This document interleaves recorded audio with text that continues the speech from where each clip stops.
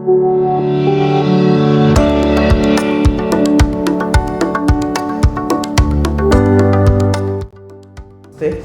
वैद्य रितम रायचौधरी, मैं एक आयुर्वेद डॉक्टर हूँ और आज हम डिस्कस करेंगे ओबेसिटी के बारे में।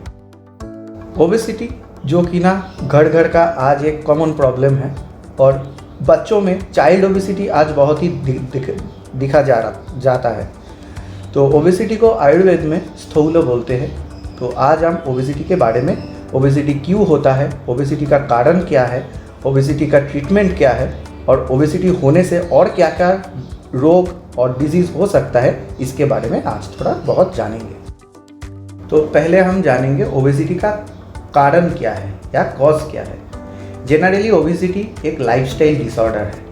तो लाइफस्टाइल डिसऑर्डर का मतलब क्या होता है? लाइफस्टाइल डिसऑर्डर मतलब जो हमारा दैनंदिन का जो जीवन यापन है, हम वैसे जीवन यापन अगर नहीं करते हैं तो ओबेसिटी आता है। इसके पहले आता है, पहला जो कॉज है उसका है, वो जो कॉज है वो है excess food habit. Excess food habit और फूड में अगर ज़्यादा मीठा, ज़्यादा खट्टा ये सब हम खाते हैं, ज़्यादा ऑयली फूड, ज़्यादा heavy food, packet food, frozen food, ये सब अगर ज़्यादा खाते हैं तो ओबेसिटी या मोटापा आ सकता है। सेकेंड ऑफ ऑल क्या हो सकता है?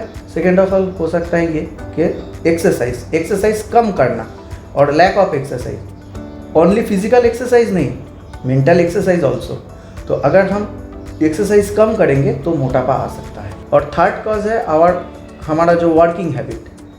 आज लोग देर रात तक काम करते हैं और दिन में ज़्यादा सोता है, तो ये भी एक कॉज है मोटापा आने का या ओबेसिटी के कारण। और फोर्थ कॉज है हेरिडिटी, या जो हमारा पिता माता, दादा दादी, इसमें अगर ये रोग रहता है तो ये आता है, हमारा बच्चों में ये रोग आ सकता है। अब हम डिस्कस करेंगे ओबेसिटी के सिम्टम या ओबेसिटी होने से क्या क्या लक्षण होता है जिसे हम समझ सकते हैं कि ओबेसिटी आ रहा है। तो फर्स्ट ऑफ ऑल ओबेसिटी का जो पहला जो लक्षण है वो आप समझेंगे कि आपका खाने का हैबिट चेंज हो जाना, ज़्यादा खाने का इच्छा होना, ज़्यादा प्यास लगना, ये ओबेसिटी का प्राइमरी कारण है। दूसरा कारण है, आप अगर जब वॉकिंग करेंगे या थोड़ा भारी काम करेंगे तो आपका सांस फूलने लगेगा। Third but not the list, कामों में लेथार्जी आना। ओबेसिटी पेशेंट का काम करने का मन नहीं करता है, हर वक्त सोने का मन करता है। ये सभी लक्षण हैं ओबेसिटी आने के लिए। अभी हम जानेंगे ओबेसिटी के कारण क्या क्या डिजीज़ हो सकता है। ओबेसिटी ऐसा ही एक डिजीज़ है जो हमको नेग्लेक्ट नहीं करना चाहिए, क्योंकि इस ओबेसिटी के कारण से बहुत सारे डिजीज़ हो सकता है। क्या क्या है? एक है डायबिटीज़ या शुगर, जो हम आयुर्वेद में मधुमेह बोलते हैं। दूसरा है HTN और हाइपरटेंशन, जिसको हाई BP बोला जाता है। और भी बहुत सारे डिजीज़ ओबेसिटी के थ्रू हो सकता है। एक हार्ट डिसऑर्डर हो सकता है, हाई कोलेस्ट्रॉल हो सकता है, इनफर्टिलिटी आ सकता है मेल और फीमेल में PCOD या पॉलीसिस्टिक ओवेरियन डिजीज़, जो गायनोकोलॉजिकल जो प्रॉब्लम है वो भी ओबेसिटी के लिए और मोटापा के लिए आ सकता है। ओबेसिटी के ट्रीटमेंट या प्रिवेंशन के बारे में थोड़ा बहुत डिस्कस करेंगे। ओबेसिटी के लिए मैंने पहले ही बोल दिया है आप लोगों को कि ये एक लाइफस्टाइल डिसऑर्डर है। तो लाइफस्टाइल अगर डिसऑर्डर ये है तो इसे प्रिवेंट या इसे ठीक करने के लिए आपको लाइफस्टाइल मैनेजमेंट करना पड़ेगा। तो पहले हमारा खान पान के ओर ध्यान देना चाहिए। हमेशा घर का सात्विक खाना ही आपको खाना चाहिए। कम ऑयल का, कम तेल का, कम स्पाइसी ऐसा खाना ही आपको खाना चाहिए। दूसरा है खाने का टाइम। खाने का टाइम हर वक्त सेम रखना है। दोपहर को, रात को ठीक टाइम में आपको खाना लेना है। थर्ड ऑफ ऑल, हम लोगों को खाना चाहिए तो बहुत ज़्यादा ठंडा खाना नहीं चाहिए, बहुत ज़्यादा गर्म भी खाना नहीं चाहिए। फ्रीज का खाना अवॉइड करना चाहिए, ऑलवेज अवॉइड करना चाहिए। आयुर्वेद के अनुयायी हमारा जो खाना है उस खाने में, प्रॉपर डाइट में 6 रस वर्तमान होता है। ये 6 रस है मधुर, अम्ल, लवण, कटु, तिक्त, कषाय। अगर ये 6 रस खाने में आपका प्रॉपर से होता है तो आपका डाइट मैनेजमेंट होता है, और अगर नहीं होता है तो डाइट मैनेजमेंट नहीं होता है। सपोज एग्जाम्पल, अगर आप मधुर रस ज़्यादा खाएंगे तो आपको ओबेसिटी आएगा, मधुर रस अगर आप ज़्यादा खाएंगे तो शुगर आएगा। उसी तरह अगर आप तीखा खाना ज़्यादा खाएंगे तो आपको गैस्ट्रिक अल्सर होगा, गैस्ट्रिक का प्रॉब्लम होगा। इसलिए 6 रस या ये 6 जो रस हमने बोला है, ये 6 रस खाने में रहना चाहिए।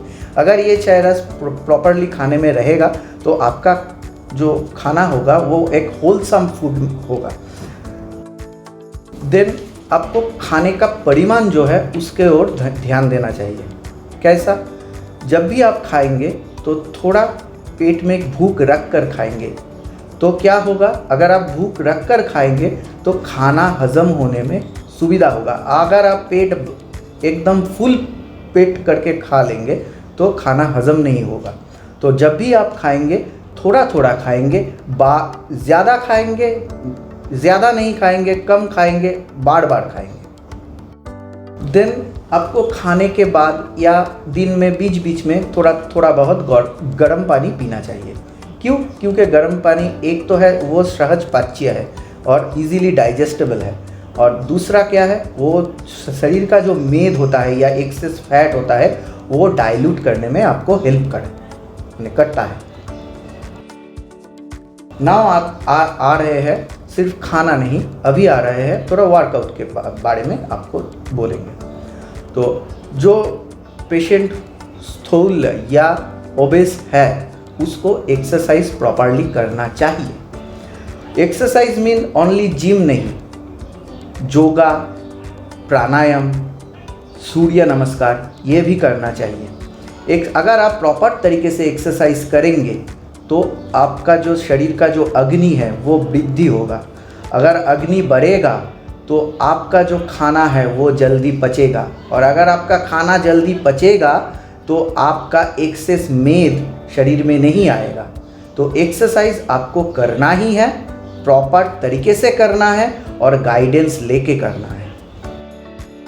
और ओबेसिटी के लिए आयुर्वेद में भी बहुत अच्छा ट्रीटमेंट है, लेकिन पहले तो आपका जो लाइफस्टाइल मैनेजमेंट मैंने बोला है वो आपको मैनेज करना ही पड़ेगा, फिर आप ट्रीटमेंट में जा सकते हैं। आयुर्वेद में बहुत सारे मेडिसिन हैं, लाइक शुद्ध गुग्गुल है, शीलाजोतु है, कार्डमम है, वृक्षा आंवला है। ये सब जो मेडिसिन है ये मोटापा को या वेट लॉस करने में आपका हेल्प करता है। और इसके अलावा भी आप पंचकर्म थेरापी कर सकते हैं। पंचकर्म थेरापी से बहुत ज़्यादा बेनिफिट मिलता है ओबेस पेशेंट को, और अगर आप ये सब करते हैं तो आपका इंटरेस्ट भी है आप ये सब करने के लिए, तो लोकल आपका जो BMS डॉक्टर या आयुर्वेदाचार्य है उसके साथ आप कांटेक्ट करें। और अगर आपको लगता है कि मेरा वीडियो सुनकर आपको थोड़ा बहुत मोटिवेशन मिलता है और आप मुझसे कुछ जानना चाहते हैं तो नीचे दिया हुआ नंबर पे आप कांटेक्ट कर सकते हैं। और अगर आप लोगों को मेरा वीडियो अच्छा लगे और ऐसी तरह वीडियो आप और भी देखना चाहते हैं तो प्लीज़ मेरा चैनल को लाइक कीजिए, सब्सक्राइब कीजिए और शेयर कीजिए। थैंक यू, नमस्ते।